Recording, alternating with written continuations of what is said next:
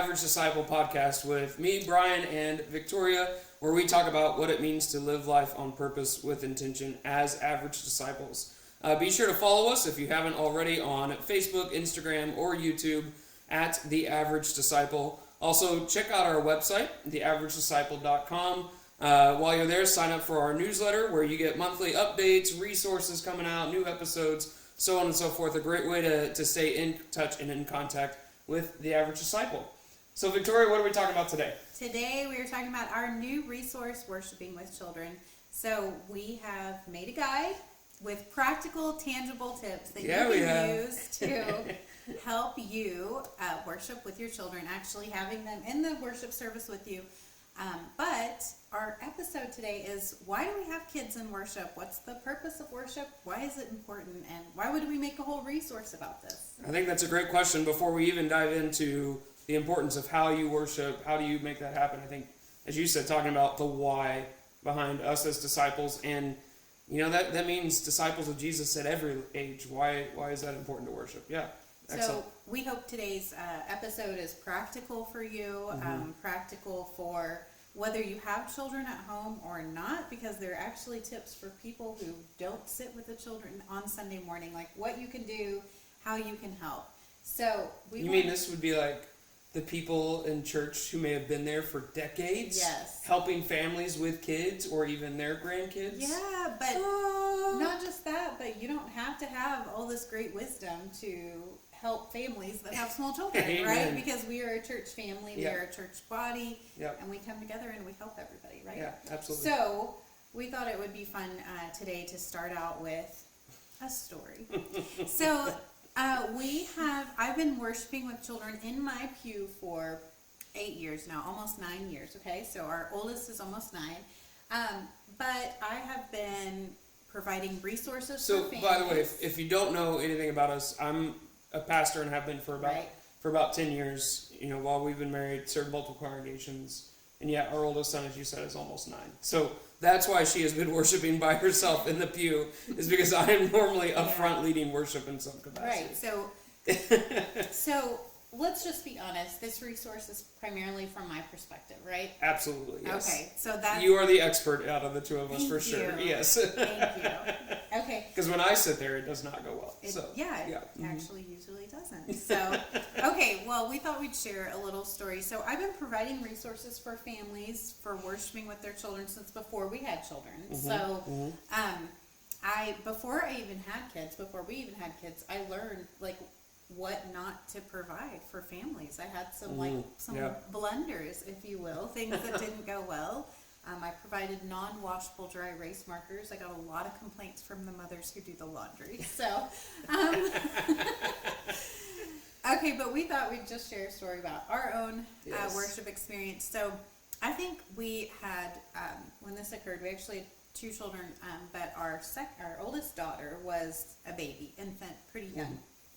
And Elijah, I think you were still carrying her. I think we're probably still using a carrier, and she was always on me wearing her.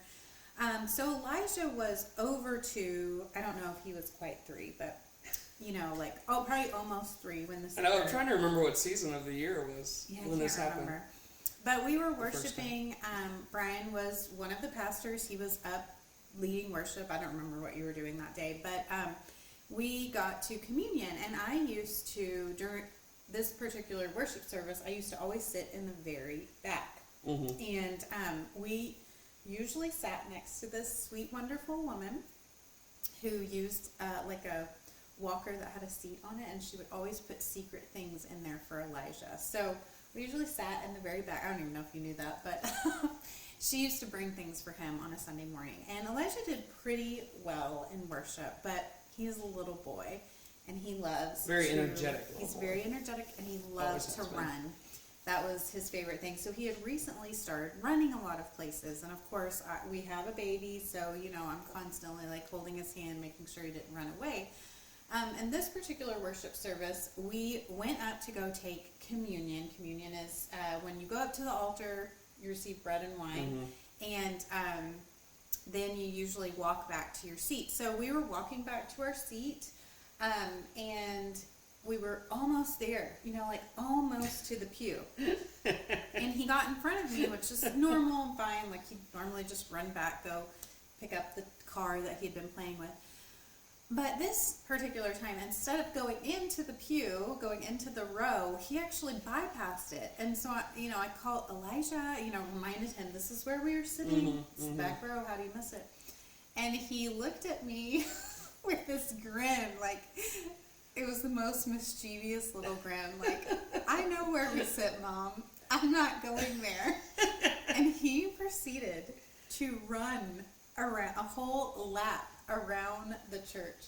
But instead of running back down the side to get to me, because I, of course, started following him, so he sees me, I think, like at the back of the church, but I'm looking down the middle aisle, and he sees me at the front. So, of course, did I mention communion is going on? Like, it's not over. Yeah, there was still a decent enough portion of the congregation that had to be communed at this point. So, like, I think that he, like, looks like he's going to keep going past the middle aisle. So I start heading that way so I can grab him, right?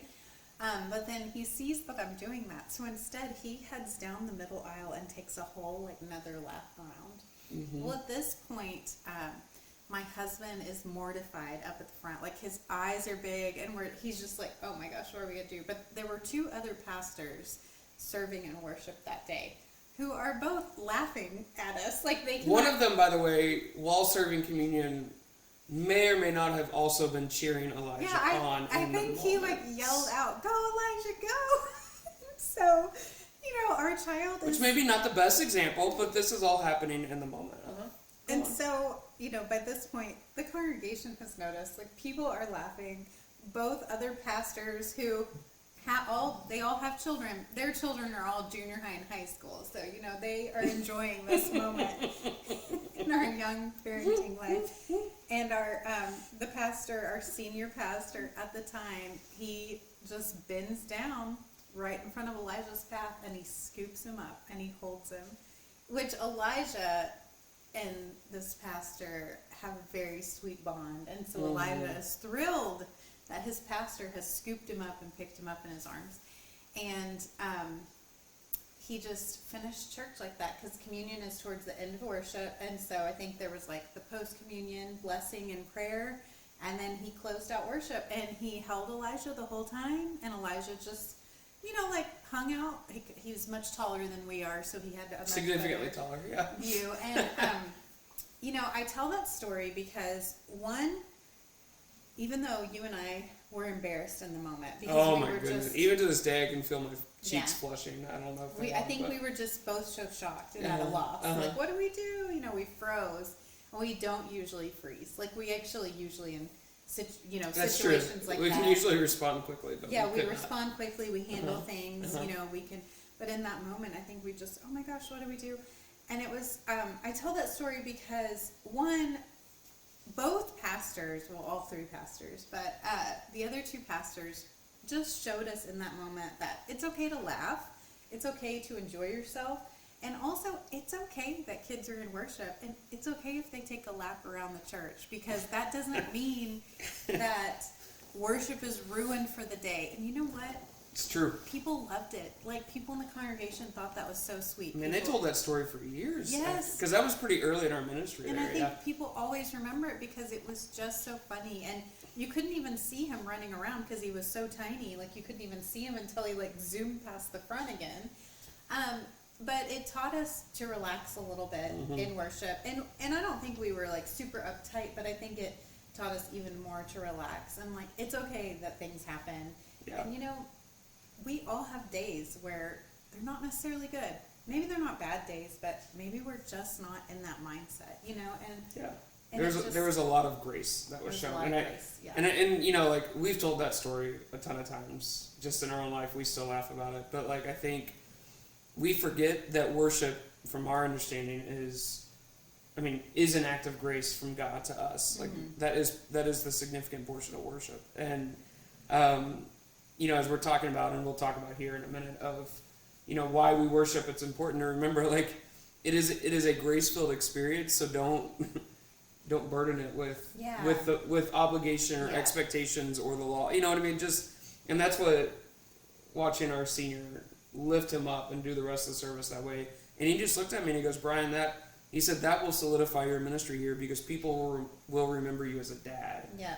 More than as a pastor. And being human. Like and being human, yeah. You human in that moment. It also made him human to just know to pick him up and take him. And I think it just it taught everybody that. And that's why we're in worship together. Yeah. Yeah. Yeah, because we're all learning. Yeah. And I think that is key, that, we are all learning in worship. It's not just the children that are learning. Correct. But you cannot tell me that every time you go to church, you listen to every single and hang on every single word the pastor says. As a pastor, I know for a fact you don't. So. In fact, I'll just be real honest. I heard nothing of the sermon last Sunday, and it was one of my best.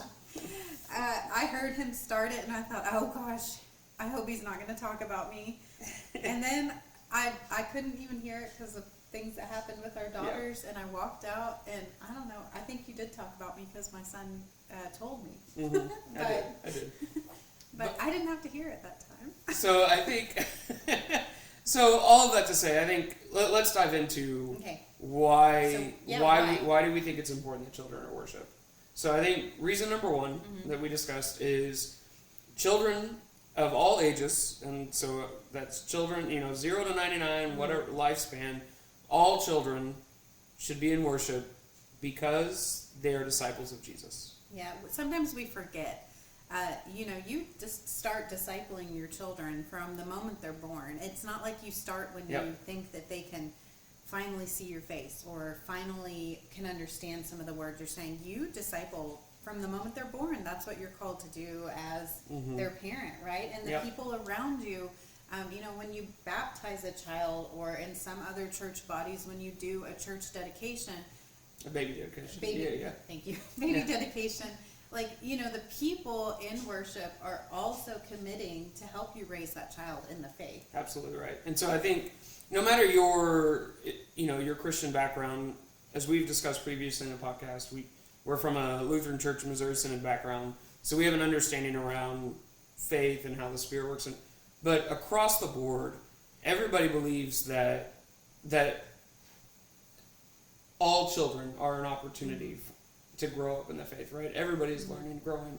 And so children should be in the worship for the same reason that teenagers should be in worship, that adults should be in worship, because we're all there to worship God as disciples of Jesus. Yeah. That is our purpose. So first and foremost, children should be in worship because they are disciples of Jesus. And so they get opportunities to worship just like everybody else. And exactly right. Now, what we're not going to dive into in this podcast, and I want to make that clear, is we're not going to dive into, is children's church okay? When we say worship, what does that look like at your church? We generally consider that to be worship of all ages together in the same room, right? If your church has a children's worship and you send your children to that children, go for it. We can even discuss that a little bit as to why that's important and helpful. But when we say worship, we're talking about all the generations of that community present in the same room during the same service kind of thing. But it's because that our understanding of worship is that it's the disciples of Jesus, that community coming together. And so that includes everybody of all ages being a part of that experience. Yeah. Okay, so reason number 2. Okay. Why we think it's important to have children in worship is because children learn by doing it. So By the way, we all learn that way. Yeah, we all learn by doing it. If your child is never in worship and never in big worship because they're always going to the nursery, or one parent is always staying out, or maybe they're staying home. One parent is keeping the kids at home so the other parent can go worship. You're never giving them the opportunity to worship, so they're not really getting the opportunity to learn how to worship, because we're not born knowing how to worship. We're not born knowing how to tie our shoe. We don't, one of the most frustrating things to teach children is how to blow their nose. That's a really hard skill to learn. Well, so is worshiping, all right? It's really hard to blow out. It is really hard to know how to worship, right? And it's okay to make mistakes during worship. And this is why in the first podcast of this year, we talked about this being one of the essential habits that we think is important. Because like a habit, the practice and the discipline of worship, if you get out of habit of that, it becomes difficult to do. Most Americans don't sit still for an hour in something, or pay attention for an hour to something, unless they're binging through the latest series on their streaming service. True. But and so we've gotten into that habit. But sitting and engaging, singing songs, hearing somebody speak, and trying to process that information, a lot of that in our culture and our media has been shortened because of attention spans. Mm-hmm. So even as adults, we have to remind ourselves and reteach ourselves and learn how to sit and be a part of that experience in that way. Yeah. And even, just again, like just being honest, there are some weeks where our children do super awesome in worship, and I still struggle to listen to the sermon, whether it's him preaching or somebody else. Well, if I'm sitting there in worship, sometimes I struggle to pay attention. Like you've actually looked at me and been like, "Are you even paying attention right now?" On the few times that I've gotten to sit there, because I'm not in that habit of sitting there and doing that. Yeah. And it's just hard. There's so many things on our mind, so many things to pull us away, so many things to keep us distracted. So instead of focusing on all those other things, we really have to engage our mind. And so we really have to teach our children how to do that as well. Now, they are not going to be able to sit through a 1-hour worship service at 2, 3 years old, 4 years old, 5, 6, 7, any age, 16, 18 47, 82. Like, you see a lot of people fall asleep in church. I do. Yeah. I do. Your pastor really sees that. Most people don't know that. So just know, like, your expectation on what you think is good and appropriate for, your child and their age. You have to set them up for that. And this is one thing I really talk about in the ebook is you have to set the expectations. Yeah. You have to verbally let them know what your expectation is. So, right now in the pew, I'm sitting with an almost 9-year-old, a 6-year-old, and 2 4-year-olds. Okay, so for my almost 9-year-old, I expect him to be participating. I expect him to be saying the Lord's Prayer because he has that memorized. I expect him to say the creed because he has that memorized. Unless we say, like a longer creed, and then he's like, oh, I don't have this one. But, I expect him to be participating with whatever words are on the screen. He doesn't always like it, and he doesn't always participate well. Some weeks are better than others. Absolutely right. But that's okay. He knows my expectation, and I have to remind him. In fact, this Sunday was actually, it's funny that I was finishing this, and I knew we would be talking about this because last Sunday was one of the worst Sundays, for everybody to focus that we've had in so long. Yeah. Everybody was struggling, all 4 of them, and I had so many reminders. For my 6-year-old, again, she's memorized the Lord's Prayer. She's memorized, I think, most of the creed, but she still has to be reminded, we don't talk during the sermon to the other people sitting with us who she loves, but she will hold full conversations while Daddy is up there preaching. So I have to remind her, they're there to listen to the sermon too. For our 4-year-olds, they actually, for their age, they do a really wonderful job, better than the other 2 did at this age. But this past week, I don't know what they did in their little Sunday school class, but they were so wound up that they could not stop chattering during church, and that never happens. They're usually pretty quiet. They just like to snuggle on my lap. So, for them, they're working on memorizing the Lord's Prayer right now. And I remind them when it's time to stand up and when it's time to sit down. Those are my expectations. Well, and I think part of this too is like any good habit you're going to keep in your life as well, you have to prepare for it. Yeah. Most families, Sunday evening is a time of preparation for school on Monday morning. For most people, if they're going to go to the workout, they have to work out in a gym or something. They have a routine. They get all their stuff together. They make sure they have their water, so on and so forth. Same thing should be for habit. I mean, we have a Saturday night routine for me to get ready for Sunday morning, for our family to get ready for Sunday morning, because it's important, and it helps with that habit as well. And it helps kind of, as you talk about those expectations, there is a noticeable difference on the day where we've kind of run into bed on Saturday night, or, we've had family in town, which is great, and they've had a lot of fun, but they're super tired on Sunday mornings. You can tell. And so my encouragement to you is, as you're trying to build that habit, prepare for it the way you would any important habit in your life. And a lot of times that means there is a routine that goes into it to help with, and so I know families, even in our current ministry, Sundays when they go out for donuts and then they come to the later service, and that's part of their routine, and it really helps them in preparing for worship. But that, like you said, that is how they learn. Yeah, and we Is being even there, have a being a part of routine it. on the drive to church. Mhm. You know, we are always like listening to I worship do too, music. actually. You Yeah, do? yeah. I have a routine on Sunday mornings driving to church. But like when we exit the highway, I usually turn the music down and I'm like, okay, let's remember our expectations for worship. Like, or sometimes that's when I remind them, like, Daddy has a meeting after church, so we're coming straight home, or we're staying after church. You know, it just helps so that they know what to expect when they get there. And Yeah. most people thrive off of routine and knowing what to expect. So just remember that. And one of the things that I know you put in the book too, and I just want to point out here, is it takes time to learn.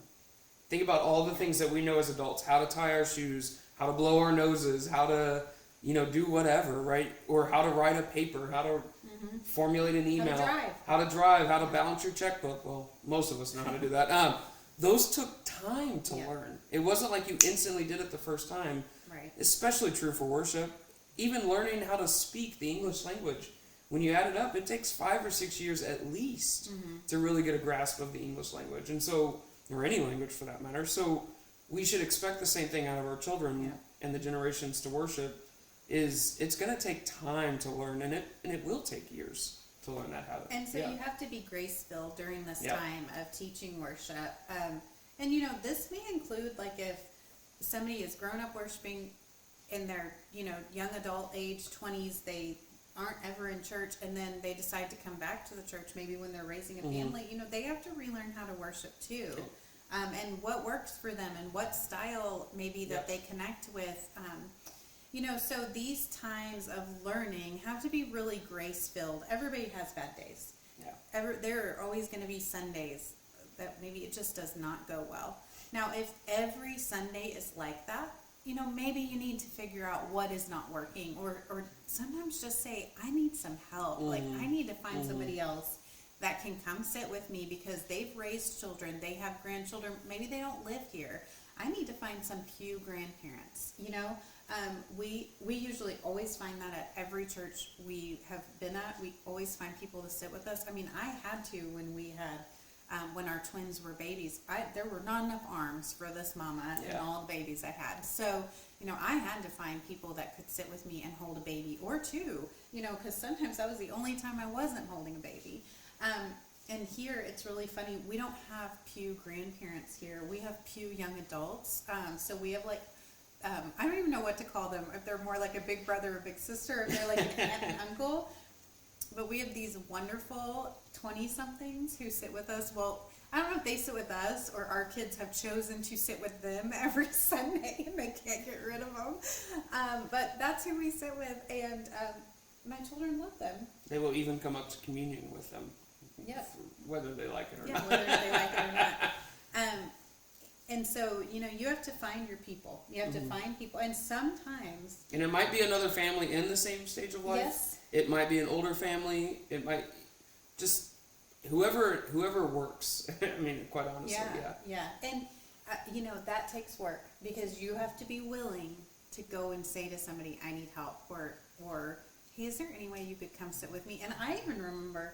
at one point, it wasn't somebody I knew really well, but I remember going and saying, is there any way that we can sit on the same pew? And, if my child wanders down to that end, can you make sure you don't let him out? And they laughed at me, but I was serious. Like, can you be my pew guard? Like, that's gonna, so just remember that these days have to be grace-filled. You have to give yourself grace, because there are going to be days where maybe you don't handle yourself well and you're correcting with your children. Maybe you're a little too harsh, but you also have to give your children grace as well. So that leads to... Reason number 3. Yeah. Yes. All right, so reason number 3 is similar to reason number 1, right? So we believe children of all ages should be in worship because they're disciples of Jesus too, and that's what worship is about, is the community coming together.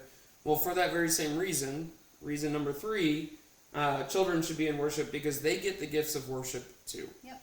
And we believe many things happen in worship, but ultimately, worship is transformative in our life of faith as disciples of Jesus. So what I mean by that is the Spirit of God works in you as you're hearing the scripture reading, as you're spending time in prayer with other disciples in the act of worship, as you're singing the hymns or the songs that are speaking to faith or telling the narrative of the gospel, as you're listening to the sermon and you're paying attention to the sermon and you're taking copious notes. I'm just kidding. Like right now. Yeah. No, as you're doing that, as you're doing all the different aspects of worship, the Spirit of God is working transformation in you. Yep. And so for that reason, the Spirit of God is also working transformation in your children, in your middle schoolers, in your teenagers, and the fellow adults on your pew, whoever it is. And so that's reason number 3 they should be in worship, is because it's transformative. Yeah. Yeah. And so this is one thing we really wanted to highlight, that even though this resource is kind of geared for maybe parents or families with younger children, we're not leaving out upper elementary, junior high, high school children, because they need to be in worship as well. You can't reach a point where you've taken your kid all through the elementary school years and then you're like, they start arguing back with you on Sunday morning, they don't want to go. So then you just start leaving them home every Sunday. That's a gap in their discipleship life, and I have no doubts that when we get to our teenage years, there's not going to be every Sunday where our kids are like, yes, I can't wait to go to worship. I pray that happens. But I also, in reality, know. Reality check, no. Yeah, that's probably not going to happen. And even though we don't have teenagers, we've both worked with teenagers for many years. And, sometimes they need boundaries. Well, all the time they need boundaries, actually. But they need boundaries and expectations to be set. Hey, we are going to worship because that is what we do on Sunday mornings as a family. We go to worship together. And tell them why it's important. Yes, go ahead. Yeah, no, I was going to say, that even with our children, that's a conversation that we have had with our children, is we don't go to worship because that's where daddy works. Right. We don't go to worship because it's Sunday and it's just our routine. We go to worship because we're worshiping God. And think of all that he's done for us, the ways that he loves us, so on and so forth. That's why we go to worship. And so our kids can tell you that. They won't tell you. And we've had people ask, like, why are you in worship? It's not because your dad works here, right? No, it's because I'm here to worship God. And so, like with teenagers, with middle schoolers, that's a great time to start having those deeper conversations with them. And it helps you too, as you're, we were talking about for the sermon. Ask a question from the sermon. Hey, what did you think when Pastor said X? Like that's and you did that this past week. I did with our nieces. Nieces come and worship with us, and one of them had to take sermon notes for a class she's taking at church, and so you asked her something about the sermon, and she had an answer right there for him. He was shocked that she was listening so intently, because sometimes when it looks like they're not listening that well, they really are. And maybe they just need someone to engage with them. So always remember that these can be opportunities for conversations with you for your children. Yeah, and part of that transformation too, I think, is real life skills. I mean, that's a part of being an adult, is being able to process information, being able to critically think about it. And so why not use the opportunity in their faith formation to also shape them in other areas of life. Listen for long periods of time. And listen for long periods of time, like all of those good things. So So, okay, let's refresh. Okay. Reason number 1? Children are disciples too. And worship is what the disciples do together. Yep. Right? Good. Reason number 2? You have to be in worship to learn how to do it. Excellent. And reason number 3? Because of all the gifts of worship, the means of grace that we're given. Absolutely right. So, we hope this was an encouragement to you. Yeah. Again, I will fully say Victoria is the expert, especially out of the two of us on how to teach your children to worship. So if you are struggling with that, if you have questions about it, if you want to bounce some more ideas off, first, go to the website, download the resource. Yep. We'll link it in the episode description. And then secondly, you can also email us your questions or your concerns about teaching your children, teaching your family how to worship. And we'd be happy to respond to that as well. Yep. theaveragedisciple@gmail.com. Hey, and one more thing I just want to mention, that, everything is in seasons, right? We have seasons in the year. Yeah. We have seasons in our worship life as well. So if you are in a particularly hard season of teaching your children how to worship, please just know that the work you are doing will pay off. Sorry, our dog decided to wake up from a nap. So as we end this episode, again, if you haven't done so already, be sure to follow us on Facebook, Instagram, or YouTube at The Average Disciple. Check out our website, theaveragedisciple.com. That's where you'll find that resource, How to Worship with Children, and more resources as well. And we look forward to this journey together.